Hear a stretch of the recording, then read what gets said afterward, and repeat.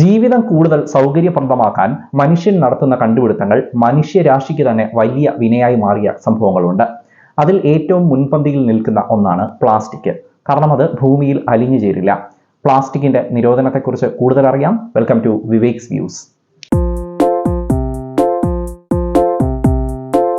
മണ്ണിനും മനുഷ്യനും മൃഗങ്ങൾക്കുമെല്ലാം ഭീഷണിയായി അത് അവിടെ തന്നെ കാണും. ഉപയോഗിക്കാനുള്ള എളുപ്പം, വിലക്കുറവ്, ഇതൊക്കെ കാരണം ഇത് ലോകമാകെ പ്രചാരത്തിലായി. പ്ലാസ്റ്റിക്കിന്റെ ഒരു വീട്ടു സാധനം പോലും ഇല്ലാത്ത ഒരു വീട് പോലും ലോകത്ത് ഇന്ന് കാണാൻ പറ്റുമെന്ന് തോന്നുന്നില്ല. പ്ലാസ്റ്റിക് കുപ്പിയിൽ വെള്ളവും കൂടി എത്തിയതോടുകൂടി അതൊരു വലിയ വിപത്തായി മാറി. ഇത് വെള്ളം കുടിച്ചിട്ട് തോന്നുന്ന സ്ഥലത്ത് നമ്മളിത് ഇടുന്ന ഒരു ശീലം ഉണ്ടായി. നമ്മുടെ ശീലവും അങ്ങനെയാണല്ലോ. നമുക്കല്ലാതെ ഒരു ഡിസിപ്ലിൻ ഒന്നും ആ കാര്യത്തിൽ ഇല്ലതാനും. കല്യാണ വീടുകളിൽ, മരണ വീടുകളിൽ, അങ്ങനെ ഏതൊരു ഇവന്റ് നടക്കുന്ന സ്ഥലത്തായാൽ പോലും ഏറ്റവും വലിയ വില്ലൻ പ്ലാസ്റ്റിക്കായി മാറി. ഈ പ്ലാസ്റ്റിക്കിന്റെ നിർമ്മാണം നിരോധിക്കാതെ അതിന്റെ ഉപയോഗം മാത്രം നിരോധിച്ചത് കൊണ്ട് യാതൊരു പ്രയോജനവും ഉണ്ടാവാൻ പോകുന്നില്ല. പക്ഷേ അതിന്റെ നിർമ്മാണം തന്നെ നിരോധിക്കാൻ നമുക്ക് സത്യത്തിൽ പൂർണ്ണമായിട്ട് സാധിക്കില്ല, ഒറ്റയടിക്ക് സാധിക്കില്ല. കാര്യം എന്താണെന്ന് വെച്ചാൽ ആ നിർമ്മാണ മേഖലയുമായി ബന്ധപ്പെട്ട്, വിതരണ മേഖലയുമായി ബന്ധപ്പെട്ട് ഒരുപാട് പേരുടെ ഉപജീവന മാർഗമാണ് അതൊക്കെ. സത്യത്തിൽ നിരോധനത്തിനേക്കാൾ വേണ്ട ഒരു കാര്യം എന്ന് പറയുന്നത് ഭൂമിയിൽ അലിഞ്ഞു ചേരത്തക്ക വണ്ണമുള്ള പ്ലാസ്റ്റിക് കണ്ടുപിടിക്കാനുള്ള ഗവേഷണങ്ങളാണ് ഇവിടെ നടക്കേണ്ടത്. ജപ്പാനിൽ ഉപ്പുവെള്ളത്തിൽ അലിഞ്ഞു ചേരുന്ന തരം പ്ലാസ്റ്റിക് ഒക്കെ കണ്ടുപിടിച്ചതായി വാർത്തകൾ കണ്ടിരുന്നു. എന്നാൽ വിലക്കുറവ് ഉണ്ടാവണം. ഇതിനൊക്കെ ഒരുപാട് വില നൽകേണ്ടി വരുവാണെന്നെങ്കിൽ അതൊന്നും ലോകത്താകെ പ്രചാരത്തിലാവുകയില്ല. എന്നാൽ വില കുറഞ്ഞ ഒരു മാർഗത്തെ പറ്റി നമ്മൾ ആരും ഇപ്പോൾ സംസാരിച്ച് കേൾക്കുന്നില്ല. ഒരു വ്യക്തതയുമില്ല ആ കാര്യത്തിൽ.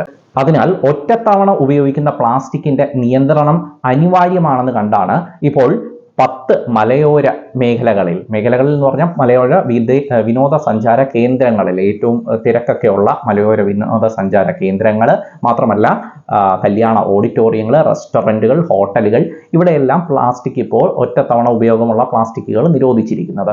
അപ്പോൾ ഈ നിരോധനത്തിൽ പെടുന്നത് എന്ന് വെച്ച് കഴിഞ്ഞാൽ 5 ലിറ്ററിൽ താഴെയുള്ള വെള്ളക്കുപ്പികൾ, 2 ലിറ്ററിൽ താഴെ വരുന്ന ശീതള വാങ്ങിയ കുപ്പികൾ, പിന്നെ പ്ലാസ്റ്റിക് പ്ലേറ്റ്, ഗ്ലാസ്, സ്പൂൺ, കത്തി, സ്ട്രോ, ഇതെല്ലാം നിരോധനം ഏർപ്പെടുത്തിയതിൽ ഉൾപ്പെടുന്ന സാധനങ്ങളാണ്.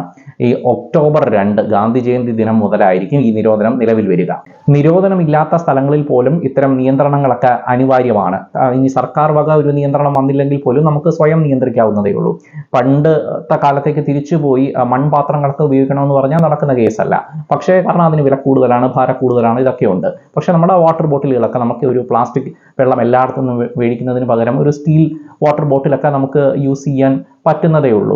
പിന്നെ ഇത്തരം ഒരു നിരോധനം വന്നതുകൊണ്ട് വിനോദസഞ്ചാര മേഖലയ്ക്ക് യാതൊരു ദോഷവും ഇല്ല എന്ന് മാത്രമല്ല, ഗുണം മാത്രമേ ഉള്ളൂ.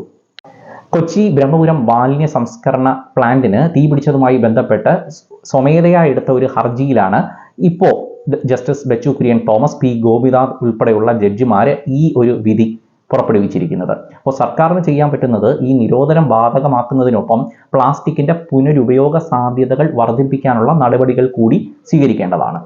ഹരിത കർമ്മസേനയൊക്കെ ഈ ഒരു കാര്യത്തിൽ വളരെ നല്ല ഒരു പ്രവർത്തനമാണ് കാഴ്ചവെച്ചേക്കുന്നത്. അത് സർക്കാരിൻ്റെ ഒരു ഇനിഷ്യേറ്റീവാണ്, വളരെ നല്ല ഇനിഷ്യേറ്റീവാണ്.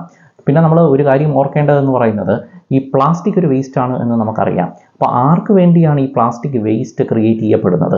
മനുഷ്യർക്ക് വേണ്ടിയാണ്. അപ്പോൾ ഒരു സൈഡിൽ നമ്മൾ മനുഷ്യരുടെ എണ്ണം കൂട്ടിക്കൊണ്ടേ ഇരുന്നിട്ട് മറു സൈഡിൽ ഈ പ്ലാസ്റ്റിക് ഒക്കെ നിയന്ത്രിക്കാനും നിരോധിക്കാനും ഒക്കെ ഇറങ്ങി പുറപ്പെടുമ്പോൾ ഒരുപാട് കഷ്ടപ്പെടേണ്ടി വരും. അപ്പോൾ നമ്മൾ ആ റൂട്ട് ഒന്ന് ക്ലിയർ ആക്കുക എന്നുള്ളതാണ് വേണ്ടത്. അതായത് മനുഷ്യൻ്റെ എണ്ണം കുറയ്ക്കുക, അല്ലെങ്കിൽ നിയന്ത്രിക്കുകയെങ്കിലും ചെയ്യുക. അതൊരു അപ്രിയ സത്യമാണ്, പറയുന്നത് ആർക്കും ഇഷ്ടപ്പെടില്ല.